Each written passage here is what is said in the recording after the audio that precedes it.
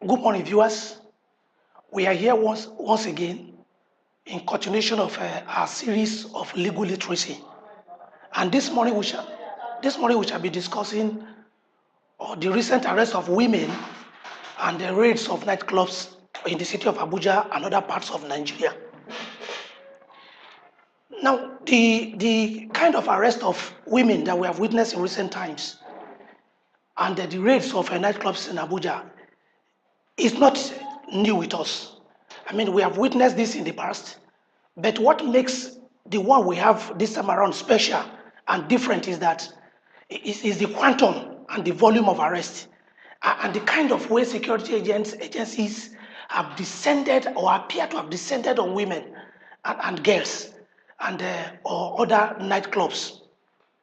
Now, we come to ask ourselves that do we have constitutional provisions that actually protect or citizens of Nigeria? Now, basically, there are constitutional provisions that are relevant to whatever we want to discuss this morning. Now, we're all aware that there is this freedom of movement that is guaranteed by the Nigerian Constitution. And the Constitution being our ground norm, we shall be making reference to it from time to time because there is nothing that we can discuss without actually making reference to this with regard to the topic we are discussing this morning. And apart from that, the Constitution also guarantees or the dignity of a human person. And apart from that, it also considered freedom of, just as I've said, freedom of movement and what we call personal liberty. I mean, to all citizens. I mean, these are constitutional provisions that actually or safeguard and that actually protect rights of citizens. By freedom of movement, we mean that people are free to move about. I mean, within the confines of the law, except where the law says otherwise, or except where one goes beyond its limits. Every Nigerian citizen, and even non-citizens alike, who has come or regularly and lawfully into this country, has the right to move freely within the confines of Nigeria and within the territory of Nigeria, except where we have things like probably declaration of curfew and all the rest things. I mean, those are exceptions to or that general provision of the Constitution. So that is one. And apart from that, there's the freedom and right to or the dignity of human person. That is where no one can go about molesting another citizen. That is, every citizen has or that freedom to the dignity of his person. And that is why you cannot enslave anyone and you cannot tend to curtail anyone at any time. I mean, from doing what is lawful. And so you cannot also discriminate against anyone for reasons that are not known to law. I mean, that is all the Constitution has granted us. Then personal liberty, you are free. Nobody can arrest you without any just cause. Nobody can detain you without any just cause. Nobody can even touch your body, assault you without any just cause. Nobody can commit battery onto you, beat you, do anything that probably creates that can amount to threats or that can send fears into you at any time. At any time. I mean, these are constitutionally or guaranteed rights that are valuable to every Nigerian. And apart from this, it is elementary in law that there can never be a crime except there is a law that has declared such an act a crime. That is, there has to be a written law for that matter, a written law, I repeat, that we have to condemn an act before such an act can amount to crime.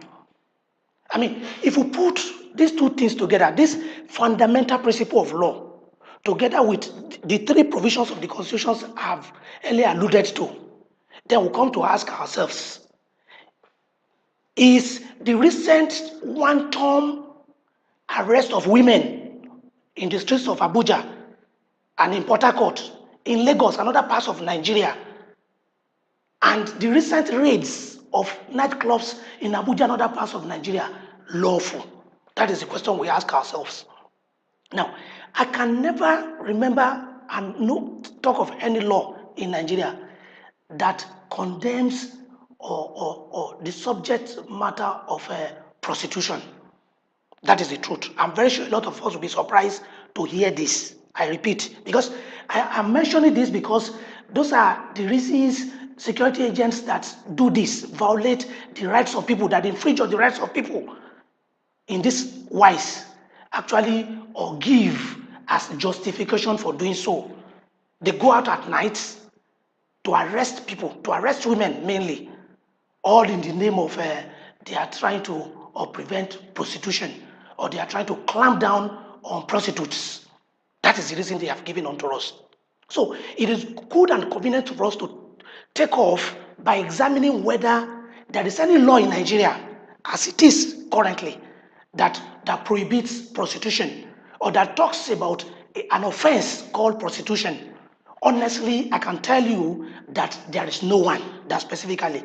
I concede, though, that there are skeletal provisions in our different laws that condemns and criminalize things like loitering, things like operating a brothel, that condemn things like wandering, and some other things. But that can never be a justification for somebody working at 8 p.m. in the night, for example, at 9 p.m. in the night, for example, at 11 p.m. in the night, for example, for being arrested by any security agent on an offense, an alleged offense of prostitution, which I have said never exists in any of our laws. And so we come to ask ourselves, the recent embarrassing raids, the recent embarrassing arrests, what is or are the justifications for all that? Now, if no written law has condemned prostitution, for example, and we have said that the only things that we can say are in some of our laws are things like loitering and wandering. And a woman that goes out in the night, for example, in the street, probably to get something from the next shop, or probably to join his friends to celebrate a birthday, or probably to even join her friends in a nightclub, what offense has such a person committed? Can that be said to amount to an offense of wandering? If only she has gone out to cash a cab, for example, to cash a cab, for example, to cash what we popularly call an Okada, for example, that will convey her to a nightclub. What offense do we say such a person has committed? Can that act alone amount to wandering? Can it amount to loitering? The answer is capital no. And therefore, there is no justification whatsoever for the recent acts of or illegal acts of or the various security agents that have gone about this. Honestly, there is no excuse for all of them. Now, the next thing we're going to look at is we should appreciate one fact, and that is that Nigeria is a secular state. Because I have pondered over this, and I've read a lot over this, and I've discovered that one of the reasons why these unlawful acts started and has continued is simply because of the self-concentrated view of some of our leaders as to the subject matter of religion. Somebody wakes up and feel, oh, so and so is happening, and it's against whatever religion that I know. And it goes into action to begin to curtail and infringe upon the rights of the people. But the issue is Nigeria strictly is not governed by religious laws or religious rules. That's the truth. And so if it is fundamental in law that for anything to amount to a crime, such an act, such a thing must be condemned by a written law, And we are saying there is no written law that justifies wanton arrest of women, mainly, or raids at nightclubs. It then means this has to stop. Honestly, it is the most embarrassing thing.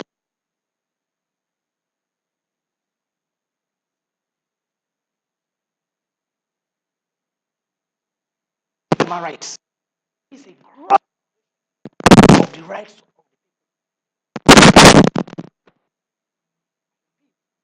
Nigeria is a secular state. Nigeria is multi-religion. Nigeria is multi-ethnic. And so, the only thing, except we want to descend to the arena of anarchy, the only thing that can give all of us the greatest happiness is for us to obey our laws. These laws are there for us to obey. And the moment we begin to obey them, all of us will be happy for it. But the moment we allow a group, some individuals, to begin, probably because they are in position of authority, to begin to violate our laws in the name, all in the name of religion, honestly, we are beginning to descend into anarchy, and it is not good for us. It's a dangerous dimension. It's a dangerous thing for all of us. It's something that is capable of consuming a nation, that is capable of consuming all of us, even the so-called leaders. And so it does all of us more good if we begin to obey our laws. Now, if there should be justification for all these arrests and raids, then I will advise that we go back to the drawing board and make sure we pass through the right channel and adopt the right procedure to make laws that will specifically condemn these acts. And the moment we do that, then our actions will be justifiable in law. And nobody then, honestly, will have the audacity to come up and condemn any of these things. But before we do that, honestly, these acts better stop because they are unlawful. Because it's a gross violation of the rights of the people. Because it's an infringement, a serious infringement on the rights of the citizens of Nigeria and others alike. And therefore, it must stop. The question again is, what is the effect of these raids? Now, one, just as I've said, the simple effect of this raid is a descension to anarchy, a lawless state, a state where no law exists. And the moment we get Nigeria to that kind of state, all we're asking for is trouble, is fire, is a time bomb that may consume everybody. And that is why I pray and I urge all the security agencies and those that are behind them, those that are giving them the go-ahead to do what to do, to stop, to have a rethink and reverse their actions. Because a state of anarchy is not what any reasonable society we ask for. Any reasonable society we clamor for. Any reasonable society will do anything that will make that prevail. Everybody runs away from a state of anarchy. Because when we are governed by laws, honestly, everybody is happy. And it's to the advantage of everyone. But the state of anarchy, nobody is safe. And nobody can predict what happens in the next minute. And so, one important effect of the recent arrests, unlawful arrests, and unlawful raids on nightclubs is that you are calling, whoever is doing it, you are calling for a state of anarchy in Nigeria. And you better stop it, because that is not even going to spare you too. In fact, it will get to a point that even security agents will not be able to curtail it. I begin to imagine if it is not part of the happiness of citizens to attend nightclubs. I mean, there's no law that prohibits and condemns owning a nightclub. The only thing the law prohibits, the penal code specifically, is operating a brothel. And so, if anybody has been granted permission, he has opened a nightclub and is operating it within the confines of the law, no security agency, no security agent has the powers to go and begin to conduct raids on such or nightclubs. Nobody has or the powers to begin to see women on the streets and begin to arrest indiscriminately, wantonly. I can begin to imagine where a woman, for example, goes out by 9 o'clock who has a child that is sick and wants to get a drug, or who has come late from work and wants to get what the family will eat from the next street, probably because the person wears or probably a skirt. She's arrested. She's arrested all in the name of, I wouldn't know, prostitution, whatever they call it.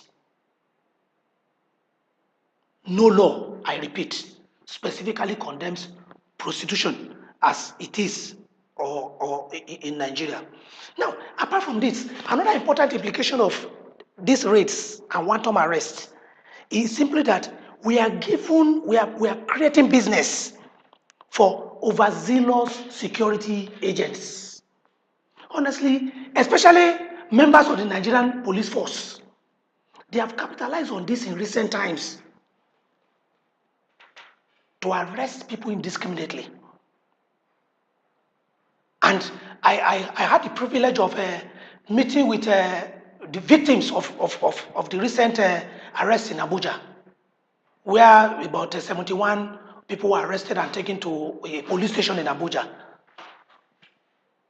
We were told by the victims that members of the police force allegedly collected even sums as paltry as 4,000, as 5,000 to get people released.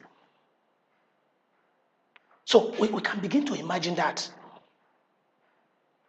Even though these are allegations, but honestly, the statements were corroborated by several of the victims. And so, by this singular act, we are creating business. We are creating money that are not lawful for some exuberant and overzealous security agencies and agents. Now, recently, we heard that the one that took place in Port Harcourt, a raid of nightclubs and arrest of some people, was allegedly carried out by the DSS. When I heard this, honestly, I laughed.